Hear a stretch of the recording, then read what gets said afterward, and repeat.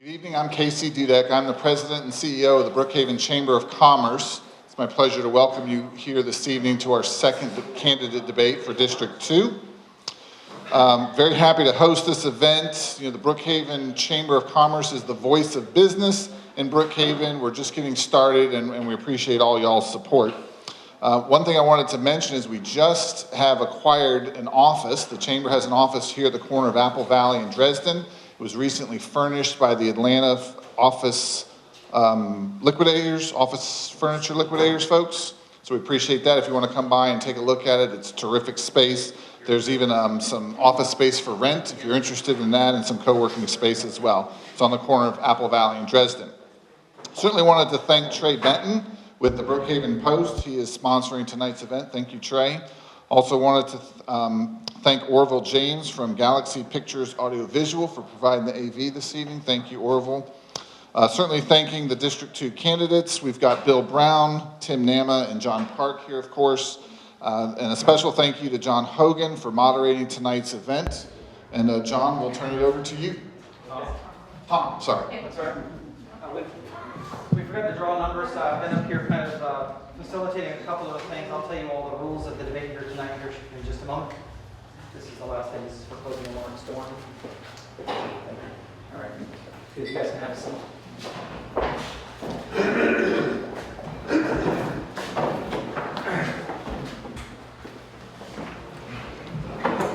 Okay, as we try to get everything together here tonight, I want on behalf of the Brookhaven Post and the Brookhaven Chamber of Commerce, I would like to welcome everyone to the debate between the candidates for District 2's seat on the Brookhaven City Council.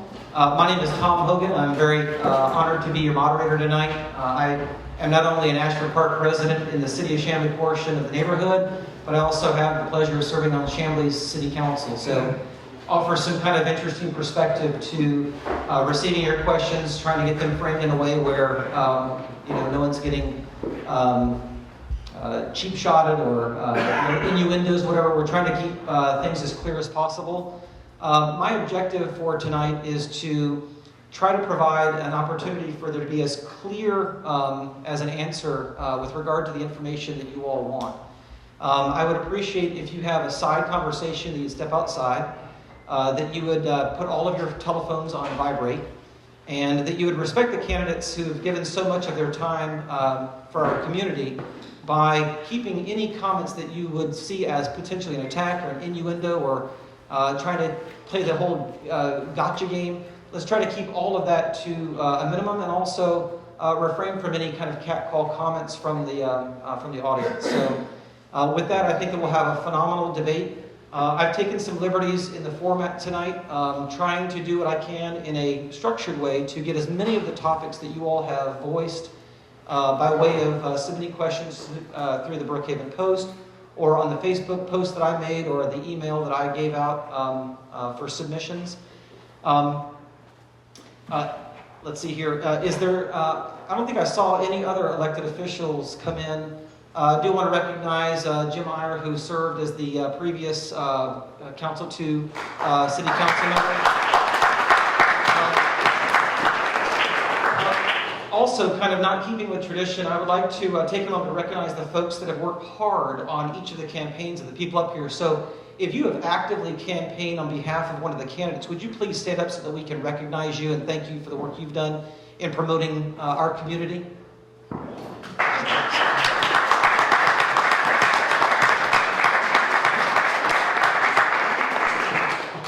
So this space is great. The acoustics leave a lot to be desired. We have to be cognizant of exactly how we work the sound, but I want to thank the sound company that's here for their work in making the most out of what it is that we have from a sound standpoint. So without further ado, let me read you the rules of tonight's debate. With Charlie Berry having withdrawn from the contest, our format has changed a little bit. Numbers were drawn, which resulted in an order for our opening remarks, for their seat choices, and for closing statements. The debate will consist of 6 rounds where the candidates will be asked questions in pairs. Each candidate will be asked a direct, specific question just for himself. Each candidate will be given 3 minutes for opening statements and closing remarks. Each candidate will be given 1 minute to answer questions when they're posed. And if another candidate is mentioned in the course of a response, that person who was mentioned will be given 30 seconds for a rebuttal. There will be no counter rebuttals. Keeping us on time and on track tonight is Casey Dudek, President and CEO of the Brookhaven Chamber of Commerce. So thank you very much, Casey. And he will signify that you have just 15 seconds left in your remarks by just simply raising up the power here. Thank you, gentlemen. Questions tonight have come from readers of the Brookhaven Post, emails, note cards submitted tonight, and some from me, your moderator.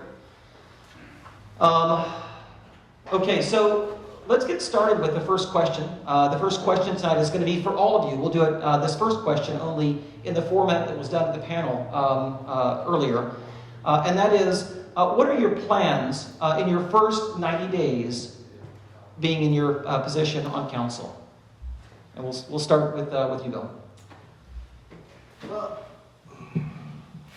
I had a clear path of what I wanted to see happen, some of the changes in this city. Yeah, and it's okay. And I had some conversations this week with Mr. Barry, and he stopped by yesterday. And Charlie told me that he was going to be withdrawing from the race, and he decided he wanted to support me and put his efforts behind me.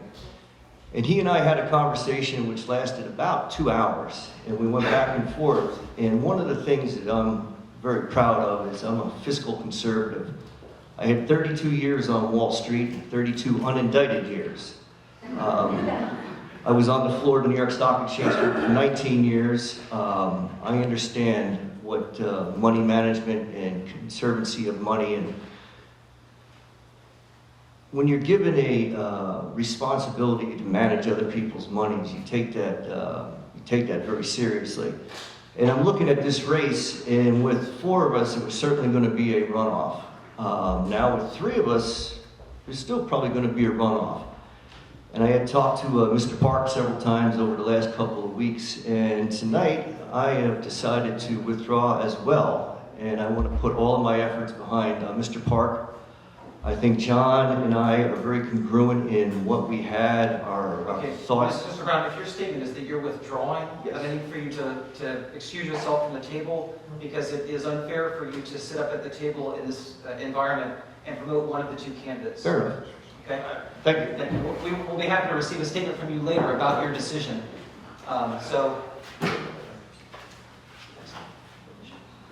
And thank you very much for the effort that you did put forth with your candidacy. So if you all will join me quickly.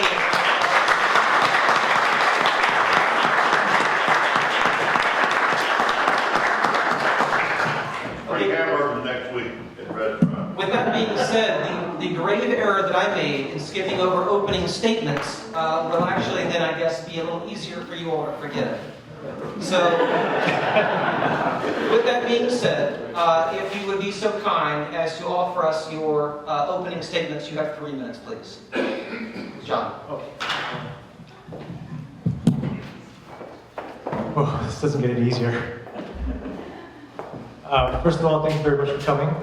Thank you to the Brookhaven Post and to the Brookhaven Chamber of Commerce, and of course Tom Hogan for hosting this event.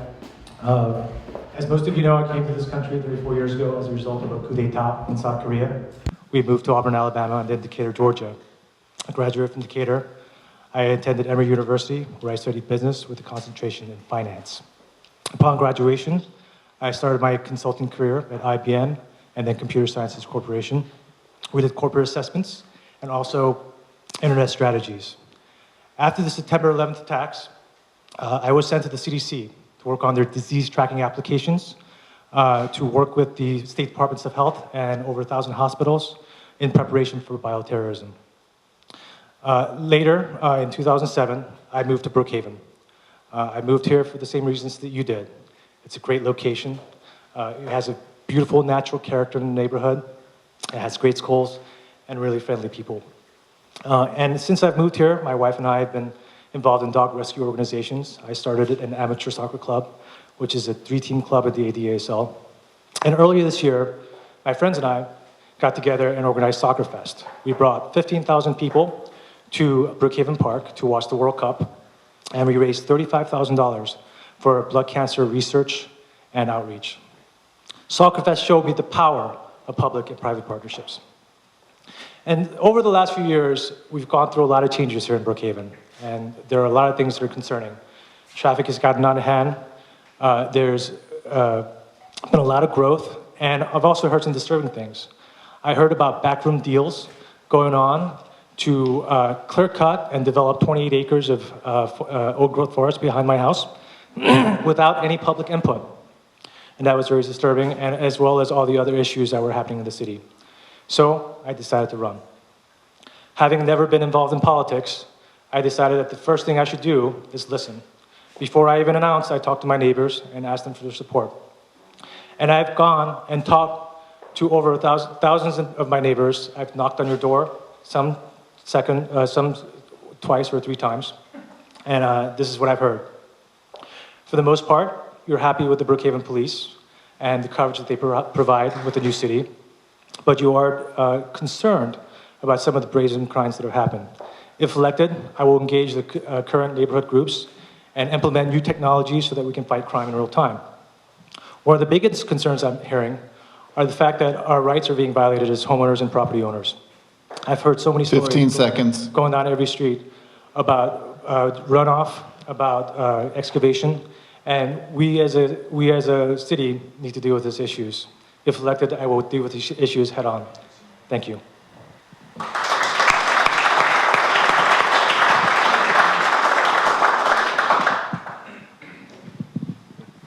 Hi, my name's Tim Nama. Again, I appreciate everyone coming out tonight. We've got a lot of issues here in District 2, the biggest of which is we haven't had any representation for over 6 months now. So I'm just going to cut straight to the issues tonight. If you take the Pink Pony fiasco out of the mix, the number one concern that I've heard from going door to door and speaking to residents are concerns over planning and zoning. We have a lot of growth that we've experienced in District 2 over the past several years, but it pales into comparison to what's on the horizon for us. My opponent's sales pitch is simple, going door to door. He says, I'm not a builder. Well, I am a builder, and I'd like to explain to you why I think that my experience as a home builder and my service on the ZBA is actually a benefit instead of a detriment. When I first served on the Zoning Board of Appeals, I was appointed and I was placed on there with 6 other individuals that knew nothing about zoning whatsoever. I was able to explain to them the cases that came before the board in layman's terms that they understood. I was also able to teach them the difference between an inconvenience and what a true hardship was. If you talk about the approval rating of the ZBA, a lot of people tell you statistics about the ZBA has a high approval rating. What those numbers don't take into account is the number of variances that were withdrawn or severely conditioned on suggestions that I made. I was oftentimes in the minority on variances that were approved. I was also the lone dissenting vote in several cases that came before us. I wasn't on the ZBA to make an easier path for builders. And if you ask any one builder that appeared before us who the toughest one to convince was, then they would definitely tell you it was me. We're at a crossroads in our city right now. Right now, we don't have anyone on the council with the knowledge of planning and zoning issues that are facing our district. When you look at the projects that are in the pipeline right now, such as the future development of the block of the Savvy and the DMV, you look at the parcels across the street from Verde that are going to be coming up soon, the Dresden Forest Apartment Complex, and the MARTA redevelopment of the Brookhaven station is going to be the single biggest development in Brookhaven for probably the next 25 years. If we don't have someone elected in office on that council that understands planning and zoning issues, we're going to cripple our district. I can bring that skill set back to the council that we haven't had in 6 months since our former councilman resigned, and I'm asking for your vote tonight to do that. Thank you.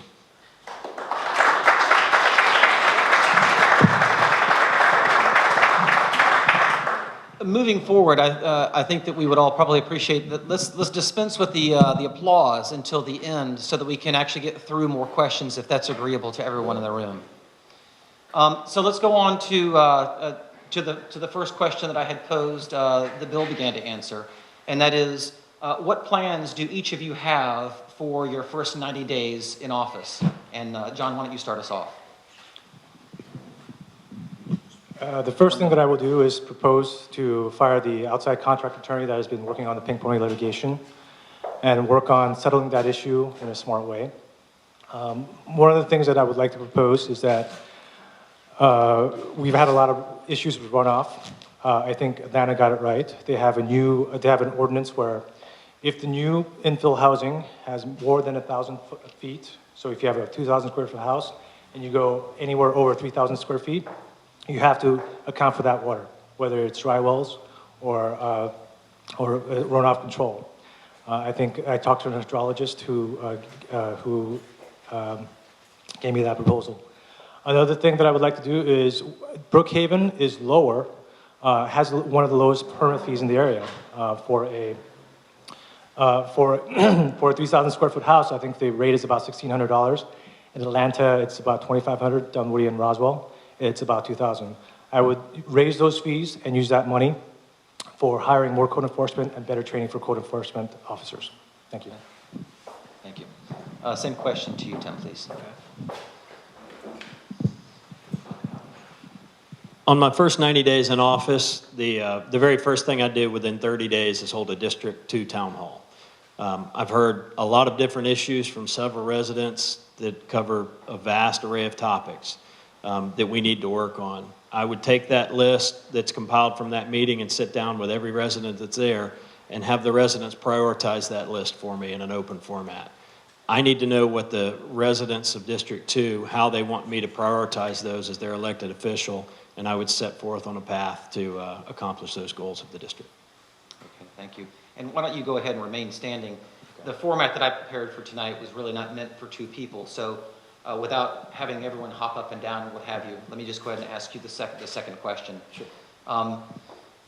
The city will be voting on the referendum for the redevelopment powers at the election in November. Do you plan to vote yes or no? And is there something about the referendum that could be changed that would cause you to change your vote to either no to yes or yes to no? Okay. I do not intend to vote yes for the referendum. It's a bad idea that was brought up to our citizens with very little vetting to it. It's not something that we need right now. It's not something that we need in the future. So I am against the redevelopment powers law the way they've been presented to us. I'm also going to vote no, and I foresee no possibility that I would ever be able to be convinced to vote no, to vote for it. Because as you look at Brookhaven, it is completely unnecessary. There are no areas that would require that much debt, and in the foreseeable future, absolutely not. Okay. Thank you for that. And then let's move on. We're going to try to cover some of the more broad-stroked issues here early on in the debate. The Supreme Court of Georgia has ruled on the Pink Pony case, as everyone knows, upholding the sexually oriented business ordinance in Brookhaven. John, please state your position on this matter and what, if anything, that you can do to change the outcome, if you so choose. The Supreme Court has ruled, but the will of the people is still that they want the pony left alone. There are legal issues concerned. So what I would propose is that we bring in a second opinion. I've been watching a lot of city council meetings on video, and I actually saw Ronnie Meyer say, get a second opinion, bring other opinions in, and bring other legal minds in to settle this issue once and for all, because it is the will of the people. The city's wasted far too much money so far in this endeavor. It needs to be settled, and it needs to be settled now. What I would propose is to seek out the residents in this city that can help us work out to a solution.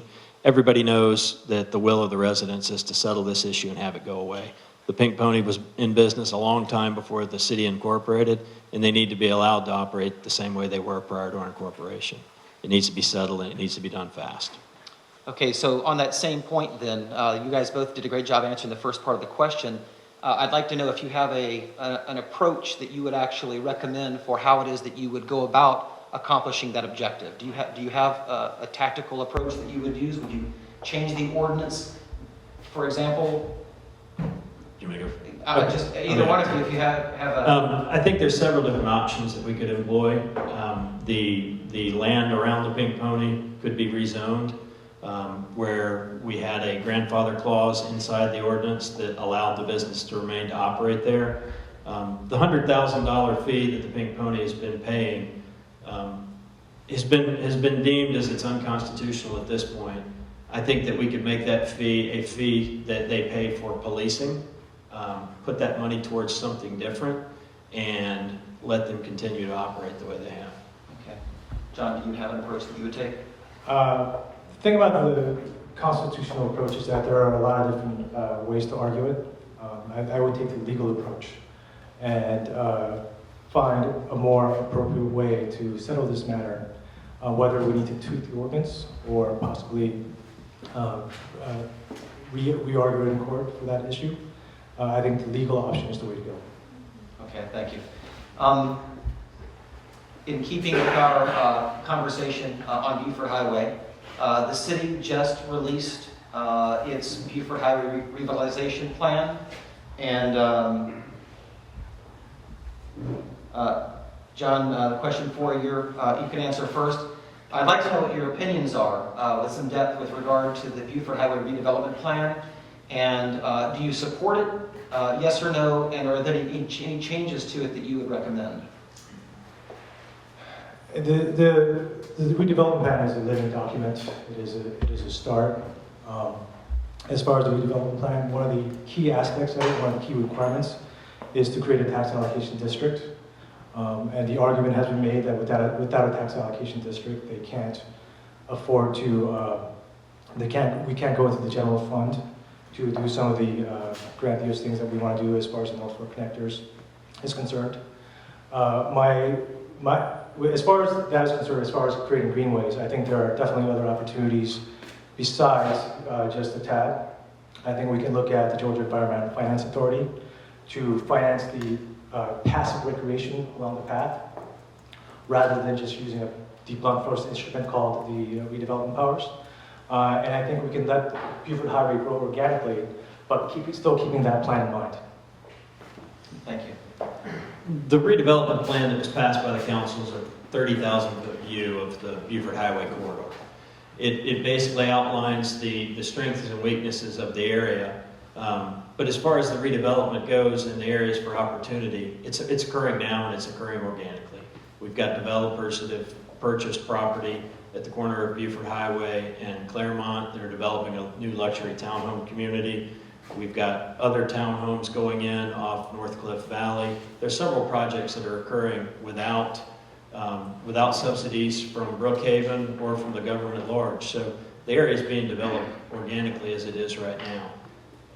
The way to shape that growth into the way that the residents want to see it is we could possibly do another LCI on the area and create a new Buford Highway overlay that would allow all the affected residents to shape their vision of what they'd like to see developed along that corridor, and we can enforce the standards that the residents want to see along there through new development.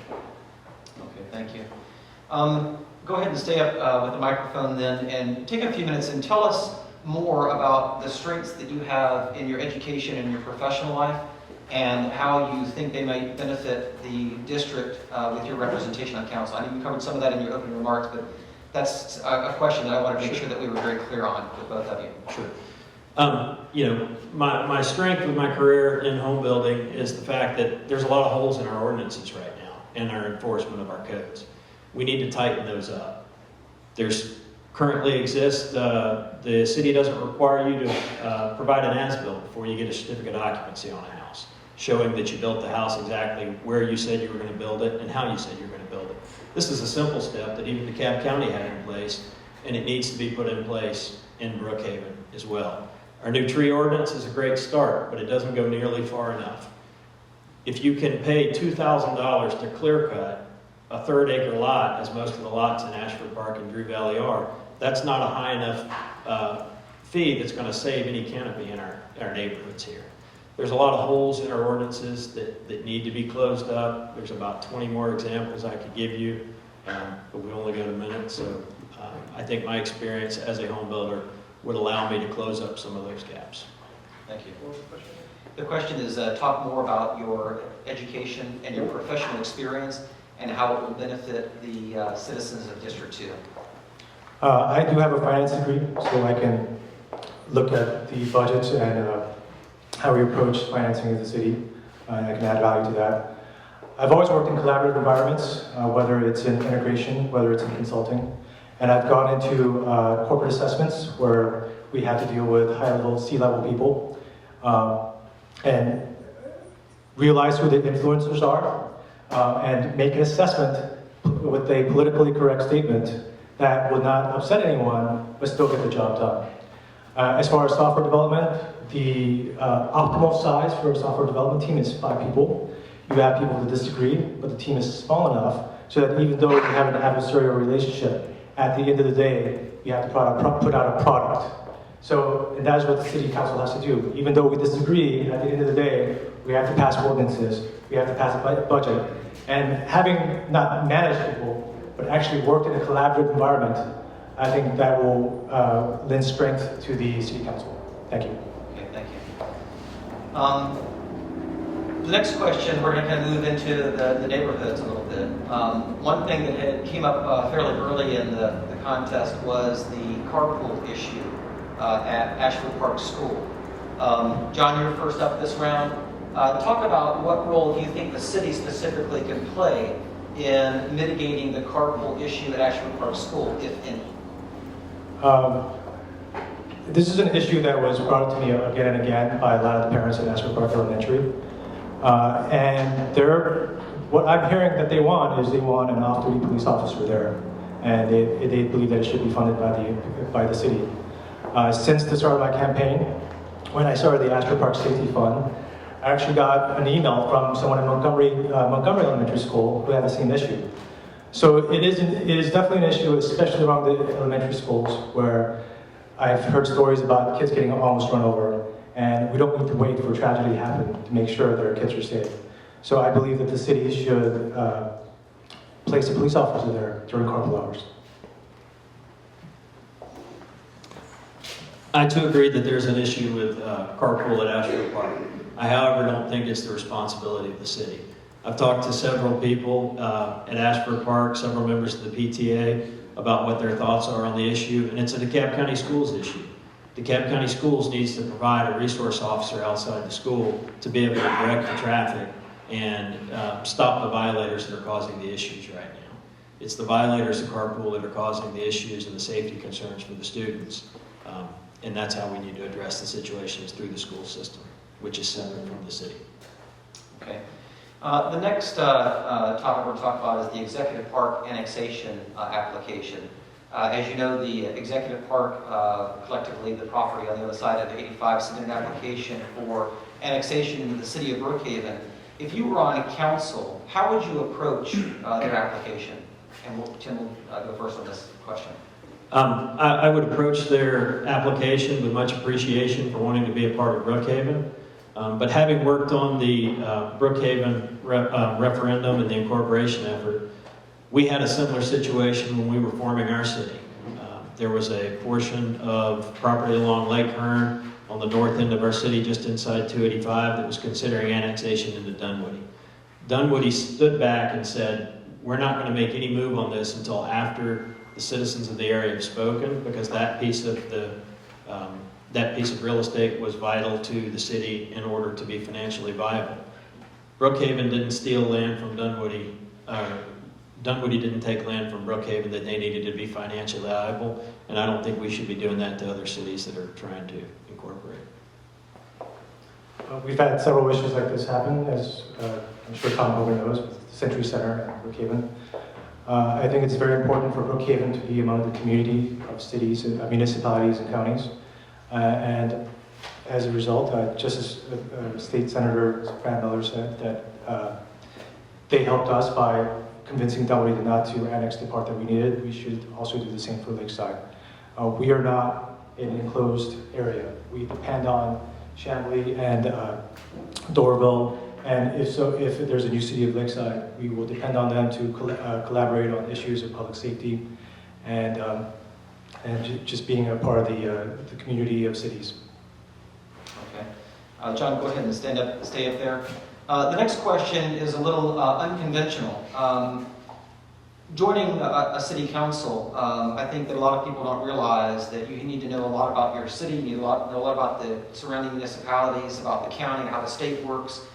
There's an awful lot to actually know, and while you both have some very poignant experience coming in, and while there is a lot of education that is made available, be candid with us and tell us what are some areas that you think that you might need more education in order to be able to, or where would you like to pursue some more education to make yourself a more full council member representing this district?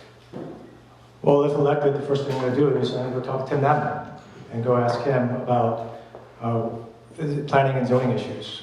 And one of the things that I've done, aside from knocking on every one of your doors, is I've engaged Tom Hogan, I've engaged the city councilwoman from Roswell, and I've engaged Jeff Rader to learn and listen. I've been criticized at times for being too quiet and not talking. It's not because and just being bashful. There's really nothing important for me to say. I want to listen and learn.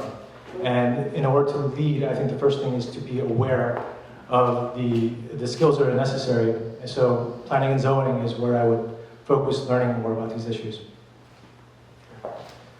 I guess the area that I would like to gain the most knowledge on would be parks. We've got several municipalities around us that have top-notch parks that I would love to be able to see those same type of facilities in Brookhaven one day.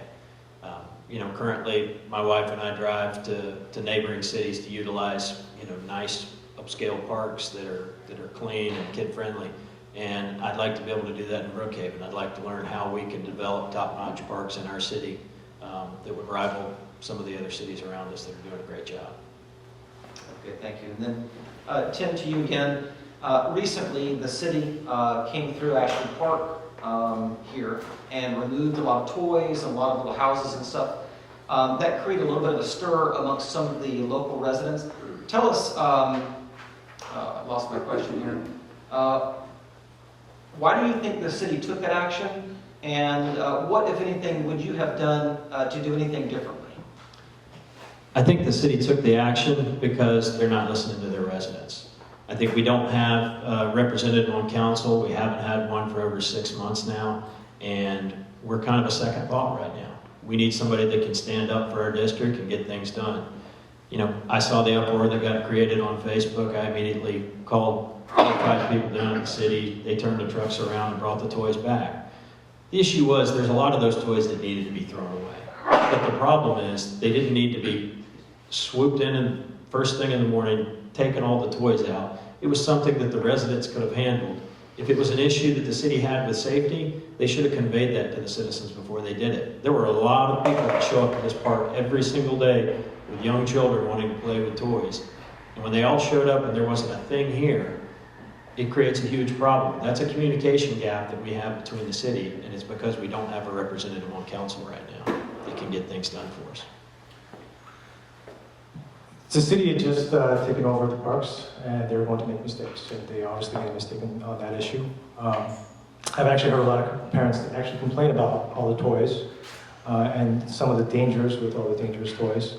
And the answer was to just go in and clear out the ones that are dangerous. There's no need to take them to City Hall and get a sticker and put them back.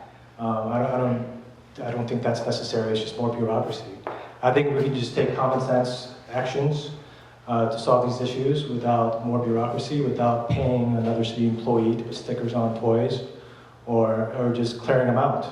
I think it's just one of those things where the city had just taken over the parks. It was a liability issue, understandably, but it was resolved pretty quickly from what I understand. So kudos to the citizens of District 2 who solved this issue. Okay, and then John, still to you then. Some have expressed a bit of a concern over the percentage of resources from district to district with regard to the parks budget. Is this a concern of yours? And if so, how would you do anything different? As far as the the parks. In the original Parks Master Plan, there were budgets that were allocated, and most of it were sent to District 1 parks. I guess you could make the argument that because they have more parks and they're larger and take more upkeep, but it was substantially larger. What changed that was us in District 2 and District 3 and District 4 going to City Council and saying, this just isn't fair. And as a result, and I have to commend the City Council for this, they actually listened. And they took out the budget allocations from the Parks Master Plan. And this is an opportunity for all of us to take part. And the city has said that they would have an individual master plan for each individual park. So the park organization, the PRC organization, has put forward many suggestions, which I think was in Tim's mailer. And also, the one thing that I would focus on is capturing usage statistics and encouraging the residents to use the parks, because once you have usage statistics and you know the parks that are being used, I can go to the City Council, if elected, and argue for more funds because more people are using the parks. That would be the approach that I would take. I think there has been an imbalance in the funds that have gone to the different districts for parks. And again, I think it all goes back to the fact that we haven't been represented. As to what John alluded to, I wrote a letter to the City Council that I presented to them on August 26th detailing specific requests for capital improvements now, not in the master plan for the future. Those improvements were derived from meeting with several members of the park group, as well as individuals who had donated their time and effort to create plans for the individual parks. I compiled that list, I put it together, and I sent it to the council. I'm glad to see that some of those improvements are getting made now. We're getting $100,000 worth of playground equipment out here at Ashford Park. They're currently they're putting a new floor in the gym at Briarwood. And this is all due to the hard work of the countless members of the park group who have gone through and compiled these lists. I was glad I was able to voice those concerns to the council. We need someone that can advocate for us on a continual basis to make sure that we're getting our fair share of funding for our district. Thank you.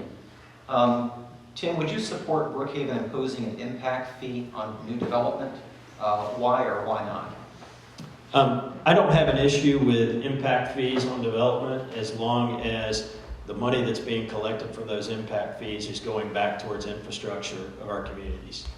Impact fees have been overturned in several courts throughout the state because the money was put into the general fund and it wasn't actually offsetting the impact that the new construction was creating. I have no issues as a home builder with paying an impact fee as long as those impact fees are going towards infrastructure and improvement in our neighborhoods. I think we should definitely have impact fees.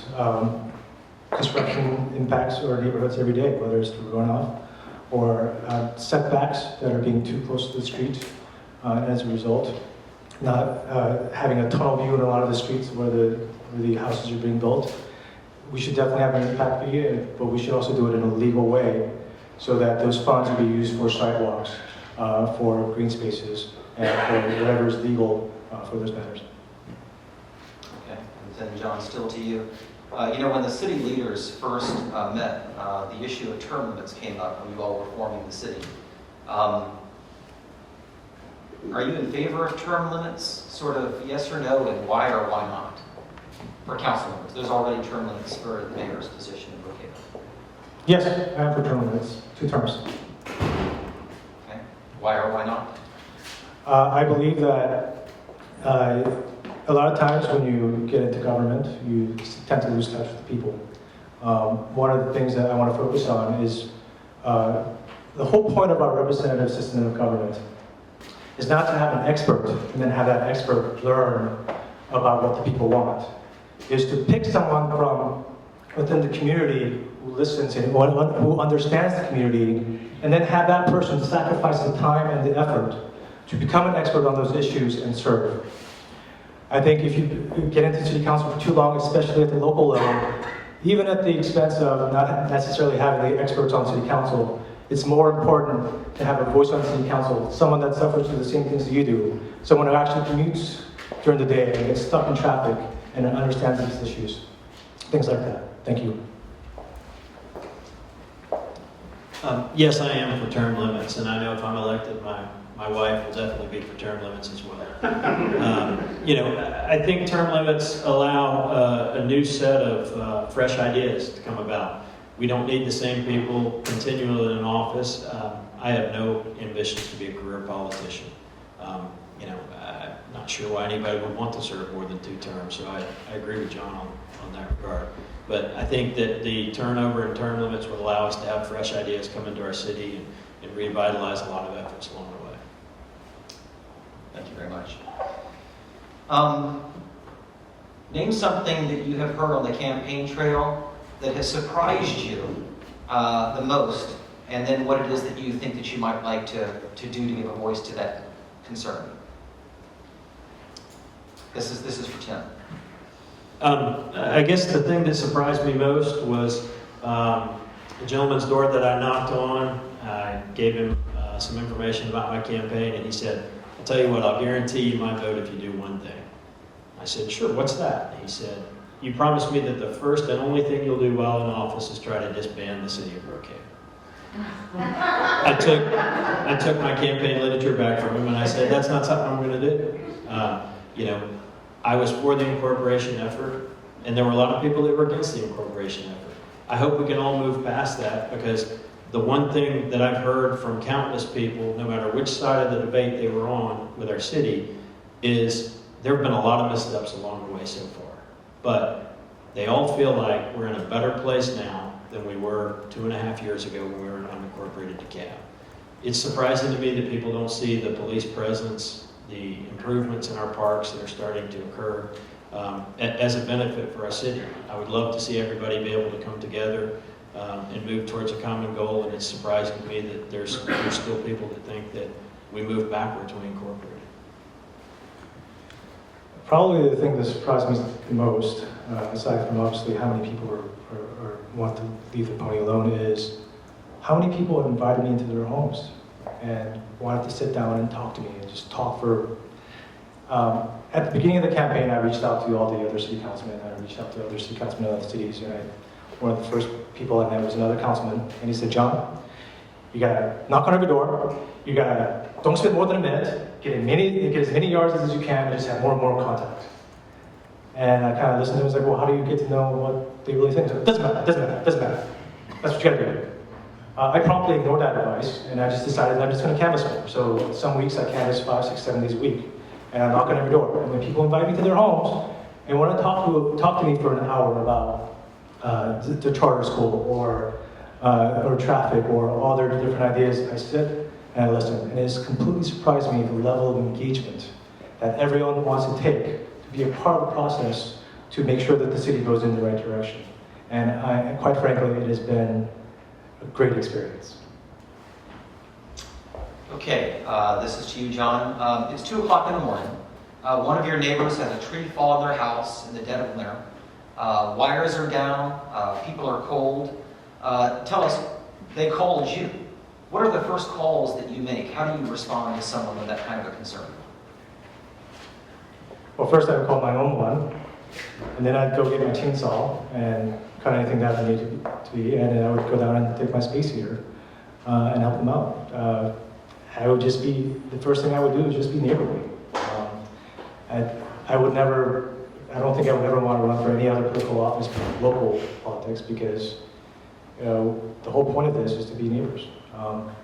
So first the police to get the situation assessed, then Georgia Power, then grab whatever tools I have in my tool shed, which Matt knows all about, and go to town. I would, on the way to their house, I would do the same thing. I would call Georgia Power immediately, get their power shut off. I would reach out to them and figure out where they needed to go for housing for the evening, and figure out a plan for them where they could have some safe security in the evening. Okay, thank you. This to you then, Tim. What role does the relationship with the neighboring cities play in the future development of Brookhaven? The role of the neighboring cities is huge in our relationship with Brookhaven.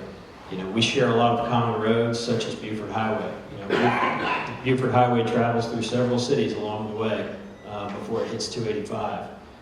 If there is a redevelopment plan of Buford Highway, it needs to be done in conjunction with all these municipalities.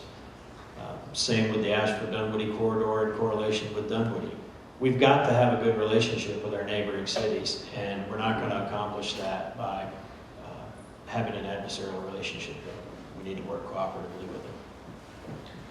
You know, when I worked in software development, we had a lot of different teams. We had 5 to 10-person teams, and there would be other teams downstream that we would interface with. And one of the things that we did was we just met on a regular basis, maybe once every 2 weeks, maybe once a month, and just talk through the issues so that we all know and we're all aware of the issues that are, what's going on in our cities.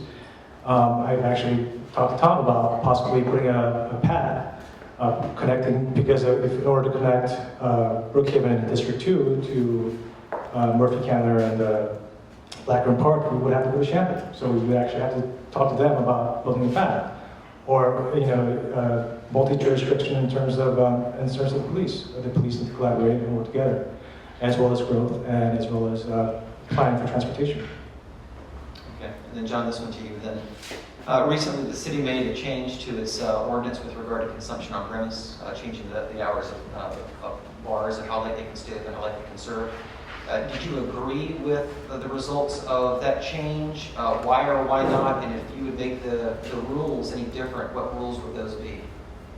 I actually talked to some bar owners about this issue, and let's be honest. Most people after 11 o'clock are already drinking. And so unless you want to go take draconian measures to stop that, I think it's important for neighboring cities to have the same closing times so that people aren't going from one place to another. So yes, I agreed with the city of Brookhaven, basically syncing the time up with the city of Chamblee. And I don't think I would have had a problem with syncing our time up, closing times up with the city of Atlanta. So that is the central issue. It's keeping our citizens safe at night, and that is the approach that I would take. I agree with the move to reduce the consumption hours. I think that it could have been taken another step further to make sure that we don't have people that are out very late that are mixing in with the commuter traffic that starts early in the morning. I think that creates a safety nightmare for all of our residents. Okay. The next question is, there's been a growing number of golf carts in our community. Is this something that concerns you? Does it not concern you? Are there special rules that golf carts need to abide by? What is your general position on golf carts? I'd like to hear from the residents on it. There are a lot of residents in District 2 that own golf carts. My wife and I own a golf cart. It hasn't been on the street since Chief Yandura released his ruling as to the use of golf carts on our streets. But I think the residents need to speak up and tell us what they want to see. They need to let the council know, do they want to have a registration program where people can legally drive golf carts on the street, or do the residents want the golf carts off the street? I personally would love to be able to drive my golf cart around the neighborhood, but if elected, I have one vote and 12,500. My vote doesn't override anybody else's, and if the majority of residents tell me they don't want to see golf carts on their street, then that's what I have to advocate for from the position of the city council. I've actually heard some on this issue. There's actually a Facebook group advocating for golf carts in the city of Brookhaven. My opinion is, if we do have golf carts, they should be licensed and they should be street legal, and they should not be allowed on roads like Dresden or Caldwell where they're speeding and it's dangerous. It is definitely a real safety concern. I've been shown pictures of people with a golf cart in one hand and their dog in the other hand. And on Caldwell, that should not be allowed. But if I want to drive my golf cart from my house to the Tiki on Toby, and it has lights and it's registered, I think I should be able to do that. Okay. So recently, council voted to approve concurrent variances, leaving the authority of the ZBA in question to some degree. What do you think about their decision to approve concurrent variances? What is your opinion, and how do you justify your position? I disagree with concurrent variances. I believe that the ZBA is there for a reason. Concurrent variance, the zoning in general is a legal issue. And to make it able to skip one body that is appointed to serve on this issue, I think could lead to abuse, and it can lead to people having fewer options in challenging zoning decisions. So I am against concurrent variances for that reason. Actually, Tom, the city council has not passed concurrent variances. The planning commission passed concurrent variances. They've recommended approval for the city, but it's up on the agenda for the meeting on the 28th. Oh, that's my apologies then. The issue with concurrent variances to me is very simple. The city wants to streamline the process for developers, but the issue to me isn't whether it needs to be streamlined or not. It's opening yourself up for appeal. A variance is a quasi-judicial situation that occurs in front of the Zoning Board of Appeals. The mayor and council, when they're deciding on a rezoning, can go out on site, they can meet with a developer, they can take a look at a project, but everything is not done open out in front of the public like is done in a ZBA hearing. If you're going to have a variance decided, everything needs to be done in a quasi-judicial format, or you're opening yourself up for appeal right from the start. I'm against concurrent variances because I don't think you should ever approve any variance that has grounds for appeal before it's ever even heard. Okay, the topic of economic development and growth being something that some folks are interested in cooling off a little bit. Some folks think that the brand of Brookhaven needs to be expanded on even more. Talk about your opinions on the state of economic development in Brookhaven currently, and where do you think economic development is headed now in the future? Sure. I think Brookhaven has a very bright future. I think we've been labeled as one of the fastest growing zip codes in the state of Georgia. I like the work that the chamber has started, and I think that they're a great mouthpiece for the city as far as our economic development.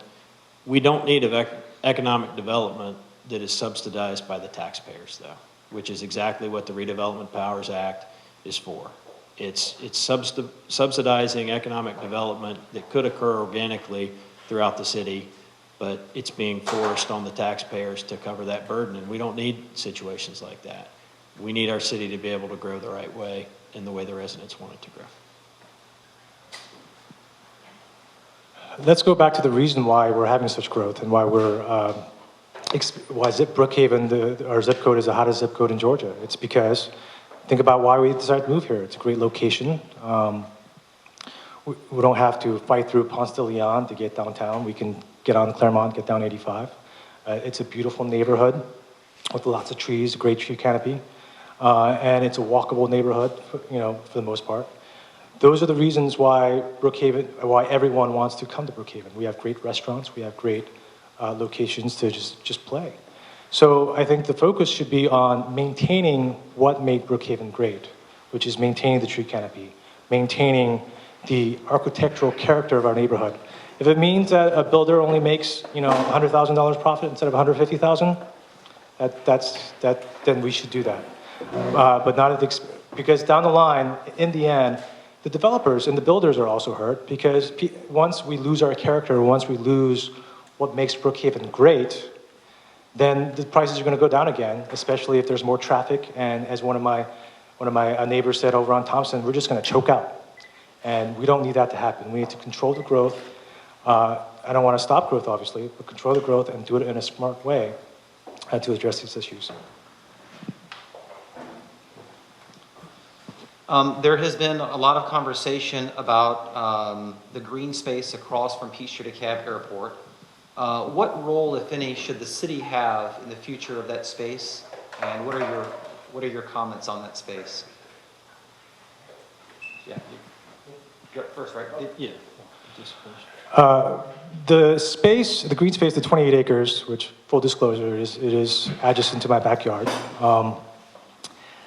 First of all, the overriding factor should be it's public land. It was paid for by taxes paid for by our grandparents, parents and grandparents and great-grandparents. And it therefore should have public input. That is the reason that the North DeKalb Green Space Alliance had a town hall meeting, and the general consensus seems to me that we should preserve that as permanent passive green space.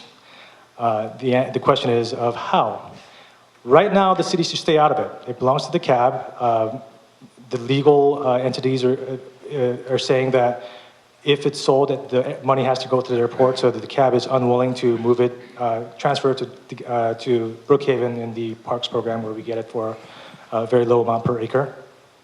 And if it does have to be sold, I think DeKalb County has shown a willingness if there is a political groundswell. A few months ago, I met with Kurt Soper of the Trust for Public Land, and he said that the only way that the green space will remain green space is if there's a public groundswell of support to maintain it as public green space.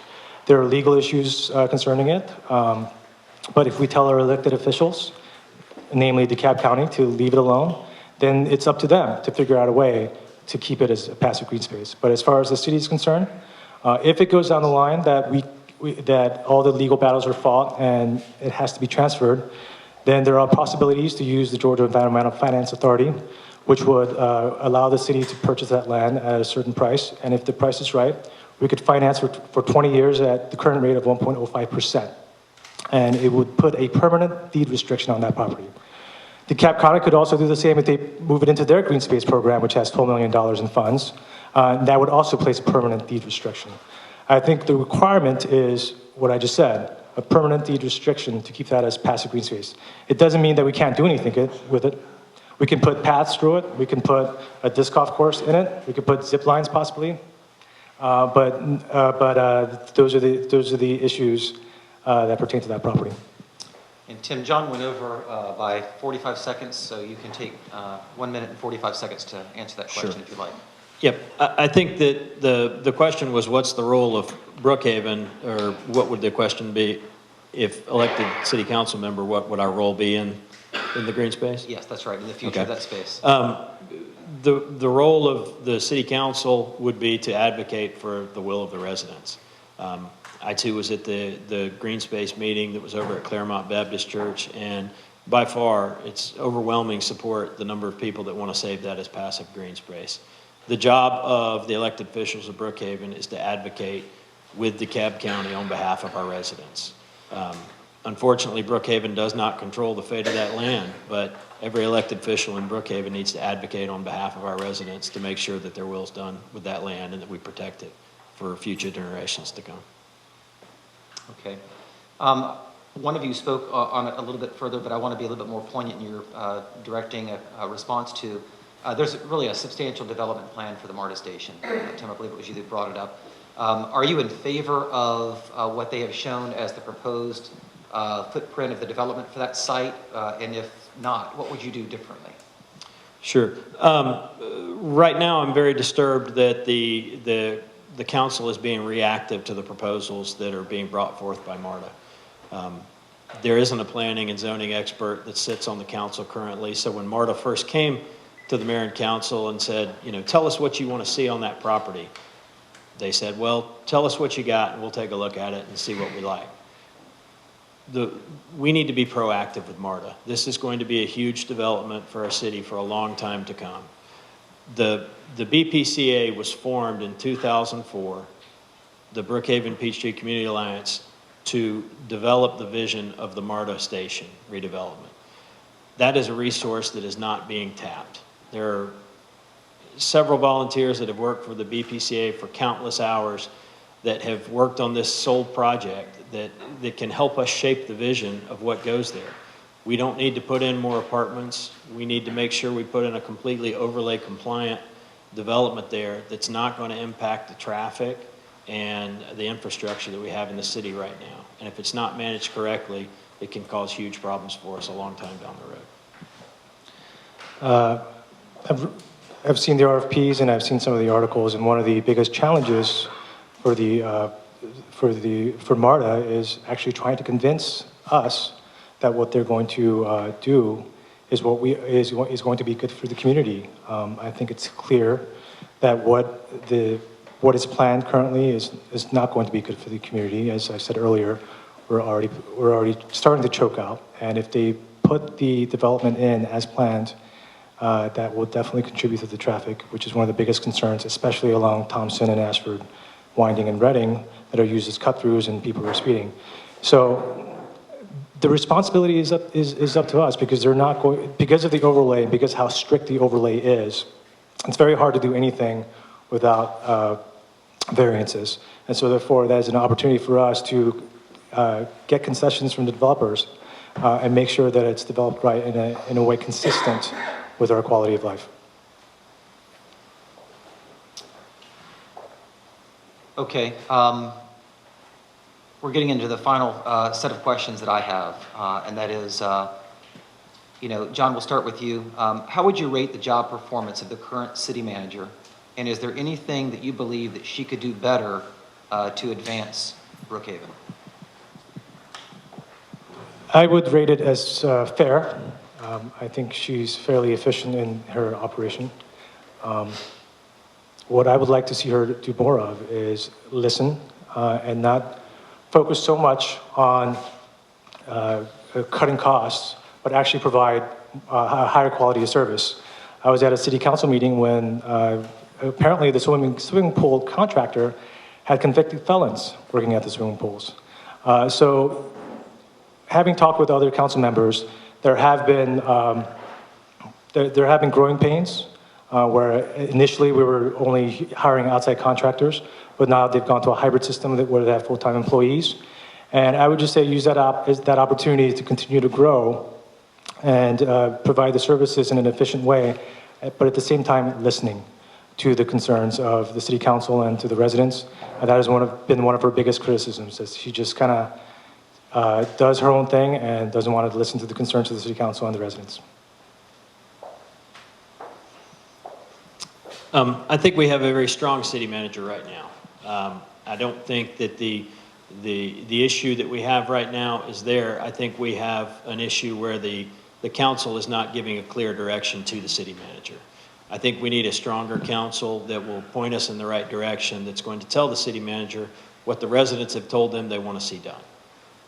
We have a city manager that can get things done. Right now, I think we're a little too concerned with saving money to increase our bond rating and create a higher reserve.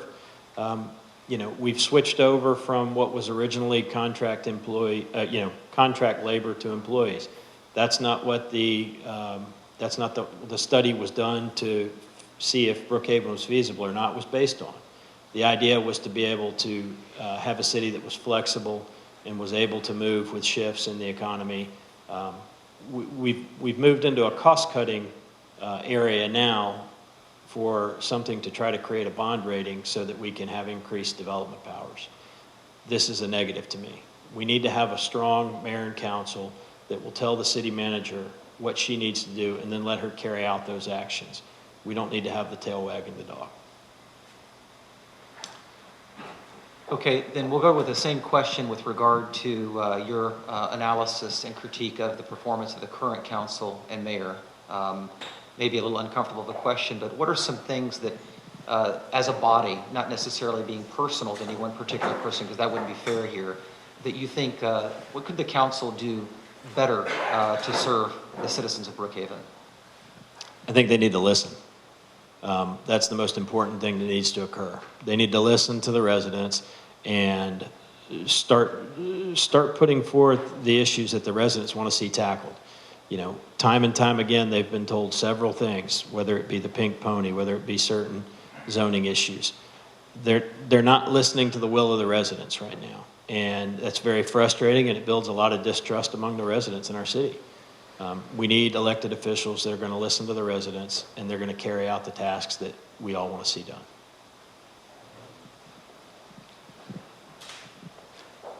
I think they're coming around.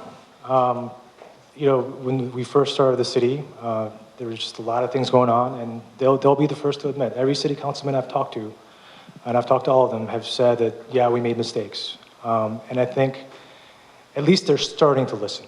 As I said, with the Parks Master Plan, they removed the budget allocation for each individual park. they remove the parking deck. And on some issues, they are listening. But I think once, my gift, if I'm elected, my gift will be my notebook, which is this thick. I think it's several hundred pages of every single opinion in District 2. That will be a resource for them. And I think that if we prod them and if we encourage them to be more responsive, especially in the coming election years, I think there is definitely room for improvement. And the ones that I've met, I don't really know them very well. I've only met them a few times, have shown a willingness to adapt and have shown a willingness to listen, even though they haven't yet. But I think they are coming around. Okay, then one final question that I have before we solicit a couple of questions. We're on topics that we haven't covered tonight. There's been a recent push for a new school, the Brookhaven Innovation Academy. Is this an effort that you support? Why or why not? John, you're first. Initially, the fact of the matter is, first of all, it's already been proposed. It was struck down by the Georgia State Charter Commission, and I didn't take a clear stand on the issue. I've talked to a lot of residents about the Brookhaven Innovation Academy. There are a lot of charter schools that take 5 years to start. We're trying to do it in 1. There are a lot of legal and logistical issues that haven't been resolved that need to be addressed. If we can deal with the issues as far as governance, there's been criticism that a city council made up of attorneys and IT professionals and corporate folks aren't really suited to oversee a charter school without an educational background. And also the governing board that they appoint. One of the criticisms is that it's been a top-down approach and not a grassroots approach, where a lot of residents that I've talked to weren't a part of the process. So if we can engage everyone in the community, deal with some of the legal and logistical issues, I think it could help alleviate some of the overcrowding that we have in the city, especially at Ashford Park Elementary, and address some of the issues. But as of right now, at its current state, I think we need to take some more time and address those issues.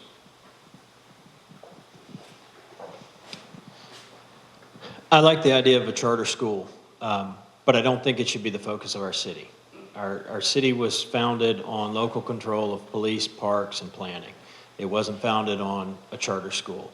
And until the city can get those areas correct and get them right the way the residents want them, then we don't need to be branching out in a million different directions. We don't need to be trying to start a charter school. And I can tell you, if elected to be city council, I would have no ability to sit on the board of a charter school.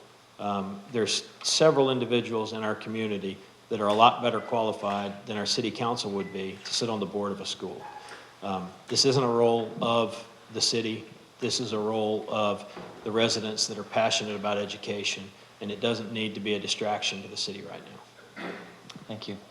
So that concludes the questions that I garnered from the input that everyone emailed and posted and what have you.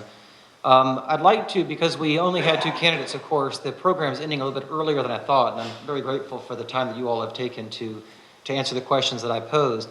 If anybody in the audience has a question that is a general question that can actually be addressed to both folks and not really just a test of whether one person knows something or not, I'd love for you to raise your hand. I'd like to recognize you and have you ask a question.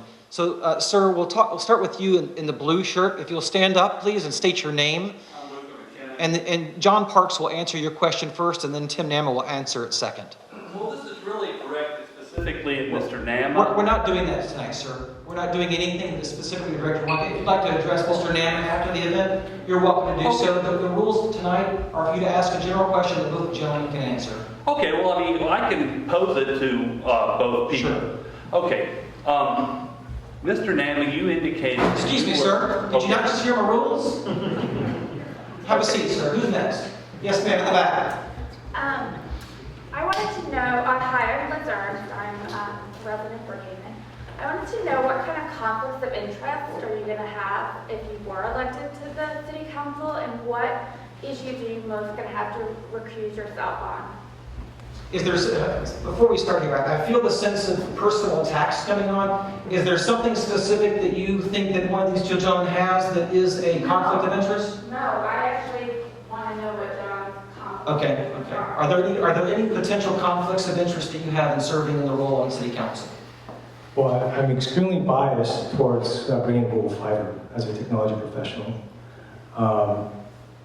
And I think one of the first criticisms that I faced when I was running is, well, he's only running because he wants to save the green space behind his house. So that is, I guess, a charge that has been levied against me, but I think the general consensus is that it is an issue that we all agree on, and I don't think that would be a conflict of interest. Aside from that, I honestly just can't think of any. I don't think that there'll be any conflicts of interest for me serving on council. I am a home builder. I build 4 or 5 houses a year. I don't develop property. I would never submit property for rezoning. So there aren't any issues through my career that would cause a conflict of interest with me being a small home builder like I am. Okay, Ronnie. I'm Ronnie Mayer. I guess you'd call me acting president of the neighborhood association. I want to thank all y'all for coming tonight. There should be 300 people here, except it's 45. I appreciate all y'all coming. If the city of Brookhaven accomplishes to getting this little piece of property at the airport, how do y'all, either one of y'all, propose that we pay for security if we're going to open it up to the public? And then we're going to fence it off to all the neighbors who've been using it illegally as government property, that just been using it as baseball fields and softball fields and gardens. Are we going to fence it off now? I just want to know what each one of y'all thinks about if we acquire the property, who's going to pay for the security? Because if you have an area and you open up to the walkers, like just happened, a young lady somewhere was just raped. They grabbed her at 6:30 in the morning, so if we have a walking trail or a jogging trail, how are we going to pay for security, and are we going to fence it off? And all these people that have been illegally using this area for years, being government property, we're going to fence it off, saying now you can't use it, it belongs to the city. Okay, we'll start with Tim. You're up next. Sure. I think that depends on who purchases the property. If it's DeKalb County Green Space that purchases the property, then it's going to be up to DeKalb County to manage that. Same thing if it's transferred to Brookhaven, it's going to be up to Brookhaven to manage it. I think that we need to figure out what the restrictions are that are placed on the land. If it's put into green space, they may have restrictions against providing lighting or paved trails or anything like that through the park. We're going to have to work through a lot of issues before we get to the final steps of what's going to actually occur on that property. The most important thing, I think, is securing that resource for our residents. Going door to door, I actually talked to a resident who lived in Charlotte, and they have a lot of greenways, which are similar to what this property could become, and she was very worried that we could have some serious security issues. And whatever governing authority is in control of that park, there are steps that need to be taken. And we as a community need to also engage to make sure that those steps are taken to make sure that it is secure. Generally, in most paths, I don't think you're allowed to go in there after dark. And it is closed off, and people are not allowed in. We can use technology, we can use the neighborhood watch, we can engage people to make sure that once we have that resource is protected, and is definitely an issue, and that resource is used properly and safely. Hands all the way in the back. Carl. My name is Carl Myers, and average setback is a pretty important issue to Ashford Park and as well as the whole city of Brookhaven. And I'd like to get your thoughts on average setback, part of the zoning ordinance. John, you're up first. I got an email from the president of the Drew Valley Association Zoning Board, which looked at the average setback rules for various cities. And I think we as a community can look at that issue, and because we don't want the tunnel effect of various lots, which has happened at some points. in the city of Brookhaven, and we want to avoid that in the future. I think we need to focus on the main issue of maintaining the architectural character of the neighborhood and the homes where we reside. I think average front setback is a critical element to our ordinance right now. I know the mayor and council have talked about doing away with it, but I think that would destroy a lot of the character of our neighborhoods. We had a case on Ashford Road that caused a lot of divide in our neighborhood.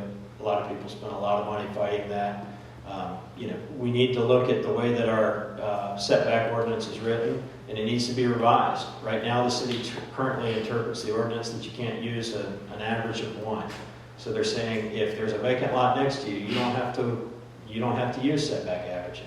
Your home can be located 30 feet off the street when the house is right next to you or 60 feet off the street. That's not right. DeKalb County is looking to move their ordinance regarding setbacks to where you use a blended average of 4 or 5 homes to create your setback. We need to try to make our ordinances work so that they provide the spirit and the letter of the law. And average front setback is one of the important ones that needs to be addressed. Okay. Hands? My name's Andy Cook. In a lot of communities, there's been some problems with people trying to have gardens and chickens and stuff in their neighborhoods. And I just wanted to know your general attitude about how people use their property and what you think about those sorts of things. Sure.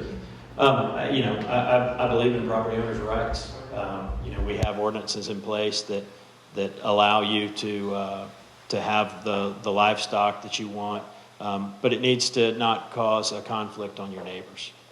I think that luckily in Brookhaven so far, I haven't heard of too many instances where we've had neighbors that have chickens or rabbits or anything like that they've gotten into big disagreements with their neighbors. But we need to enforce the ordinances on the books, and if our ordinances don't work towards what our residents want, then the council needs to be open to adjust those as necessary. I'm fairly libertarian when it comes to private property rights. I think the prism that we use is we should have the right to do with our property as we please, as long as it doesn't infringe on the rights of others. As far as, I was going down Ustinala the other day, and an elderly gentleman was telling me about the goats, the rabbits, the chickens, the cows that were all along that area back there, and we have ordinances.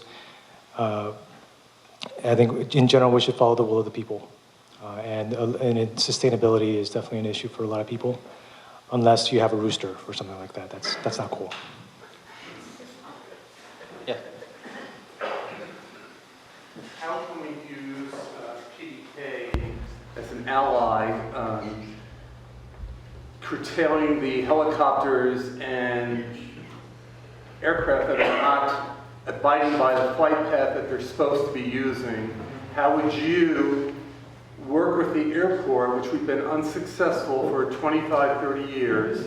The airport we know is not going away. We have to embrace it. It's an economic plus for us. But it seems to be getting worse in the past 5, 7 years. So how can each one of you work with the airport, which has been unsuccessful for the past 10, 20 years? First thing, I've actually been to a few airport advisory meetings. They do actually take citizen input, and I think it would behoove many of us to go and voice our concerns, and they actually do report it. As a city councilman, if elected, I think I would advocate for the quality of life, because PDK, believe it or not, actually wants to be a good neighbor, but they need specific information to deal with the voluntary curfews. And I think once we get the word out, we can engage PDK, and we can advocate so that the issues can be resolved. From what I understand, it kind of goes in waves. Sometimes it gets worse, sometimes it gets better. It's just a matter of us as a community talking with our neighbor and just saying, hey, guys, it's getting a lot worse. Let's we have the tail numbers, we have the times that this happened. Let's try to enforce, or not necessarily enforce. Let's get these voluntary curfews tightened up and advocate with PDK. Yeah, I mean, the big key is reporting every incident as it occurs. You know, this was an issue that was brought up on the neighborhood Facebook page this week. Several people were talking about it on there. The role of the city councilman elected to represent District 2, like I said, is to advocate for all of our residents. You know, Mike Van Wee is a very open guy. He's willing to have meetings with you. I've gone over and met with him on numerous occasions. They do want to be a good neighbor. They also have some issues with what they're able to control and, you know, what they can control. So we need to make sure that all of our residents know the rules, know how to report a violation, so that all those violations are reported and they start building up an aggregate case for us that we can go and escalate the problem beyond that when that point arises. Anyone else? Hands? Yes, sir. This is a random question for both of you. A few weeks ago, we had those really bad thunderstorms, and a tree limb fell on my neighbor's power line, knocked their cable out, fried their computer or something, and actually affected the neighbor across the street. Power line ended up in my yard. We're in the 21st century. Those telephone poles, I mean, I'm all about a canopy, but those trees are also going to knock down these power lines when another ice storm hits. Is there any thought or maybe a long-term plan of maybe slowly getting rid of those? Something y'all could propose to the power company or something the city's looking at doing for both Drew Valley and Ashford Park? I think everybody would love to have underground utilities throughout the neighborhood. That would be a huge financial burden to do that. You're talking about an astronomical cost to try to take all of the overhead power lines in both of these neighborhoods and get them underground. I don't think that would fall on the balance of the taxpayers of the city to try to pay for that. It would be advocating with the utility companies to do it, and I just think that the financial burden of that is something that they're not going to be willing to undertake.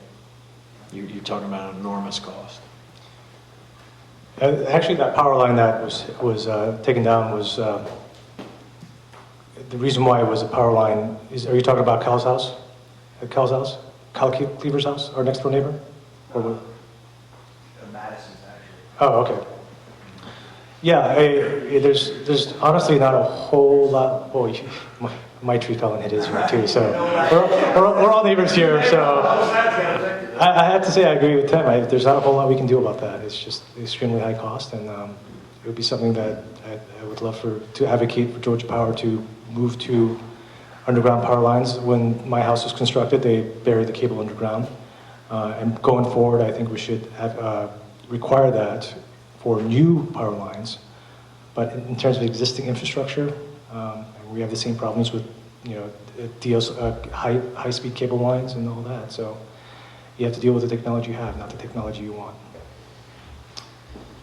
In the interest of being a good neighbor, if the gentleman has been able to restructure his question so that it wasn't directed to one specific, I'd be more than happy to hear your question, sir. Oh, okay. Mr. Nama, were you? Sir, you've got to ask a question to both folks. I mean, that's the nature of what we're doing here tonight. I misunderstood. Okay. I was giving you an opportunity. If you had a question that was fair, that both of them could answer, I wanted to give you a chance to make sure that your concern was addressed, but make sure that your question was not directed to one particular person, that's all. Were you affiliated with the Brookhaven Ballot Committee? Again, that's the opposite of. I tell you what. Why don't you, I'm happy to answer the question. Why don't you, after our event tonight, just for the sake of the courtesy that we have, for the respect for the structure of our event tonight, that's all I'm saying. No. Okay. So, with that being said, we will move into some closing statements. Whoa. One more question. We can take one more question if you have one more question, but we do need to move into closing statements, and I can't see somebody's over here. Okay, yes, ma'am. I did. I had a question about how either one of you, it will be either one of you, will plan to communicate with the citizens of District 2 once you're elected to assure that you are representing the greater good of District 2. How do you plan on communicating with us? Yeah, you're up. What will be your form of communication with the district? All of the above. I've worked in outreach, community outreach. I work in technology.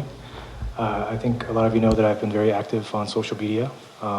Social media will be a huge asset. Also, everyone has my cell phone number and everyone has my email address.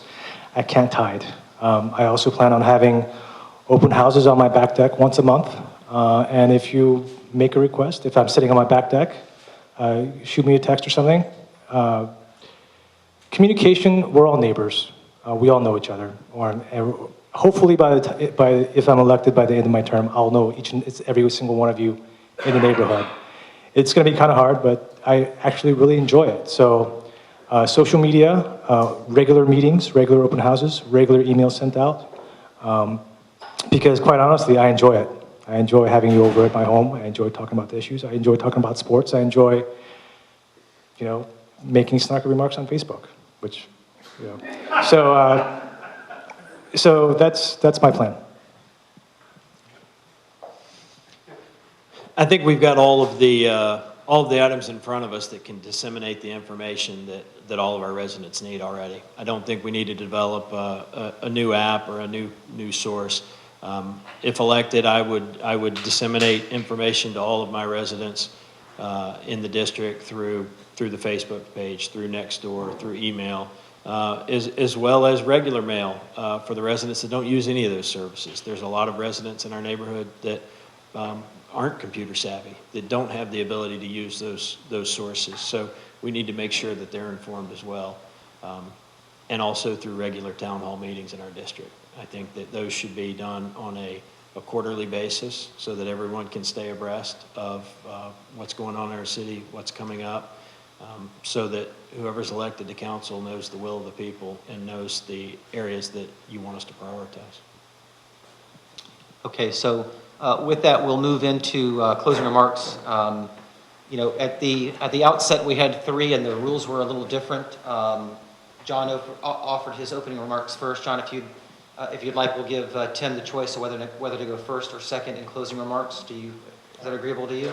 Would you like to offer your closing remarks first or second, Tim? I'll go second. Okay, very good. Then John, we've got 3 minutes for closing remarks, please.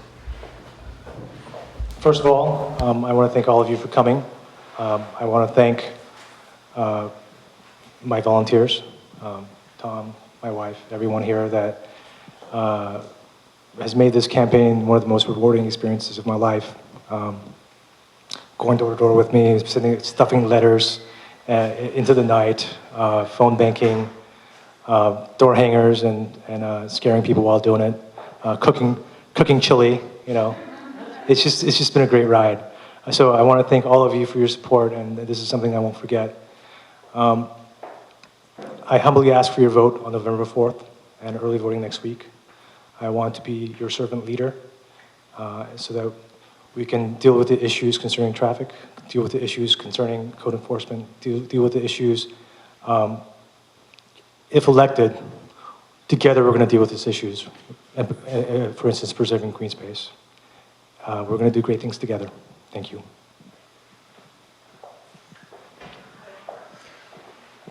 Again, thank everybody for coming out tonight. I know you're all probably tired, had a long day, but we appreciate you coming out and listening to our platforms and what we think we can do for the city. I think we're at a pivotal time in our city here, and the fate of which direction we go is in your hands.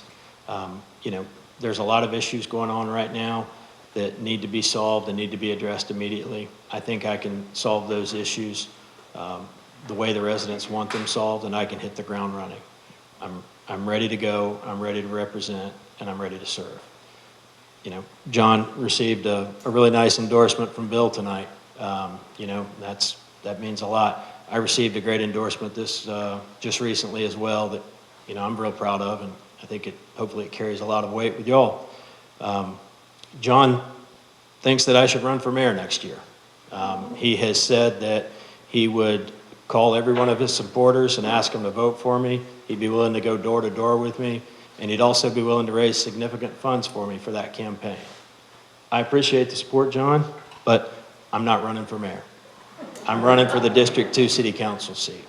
I don't want to be mayor. I want to represent the district that I live in, and I think I'm the best candidate to do it. So I'm asking for your vote to do that tonight. Thank you. Before we wrap, I just want to thank the Brookhaven Chamber of Commerce, stalwart centerpiece to the city's advancement at this time, and also the Brookhaven Post. Being on the council in Chamblee, I am consumed with an amazing amount of information just from my own city and my own jurisdiction, but I'm really grateful to the Brookhaven Post for keeping me so abreast, because I am also very passionate about Asher Park and passionate about Brookhaven. With that being said, I want to take a minute to thank each of you for your public service. I try to make that a little bit of the framework that we worked on tonight. It is just very touching that you all not only have put so much work into working hard to represent the constituents of the 2nd District, but you've done so, both of you, in a remarkably gentlemanly manner. So with that being said, I hope that you will join with me in offering these two a hearty round of applause.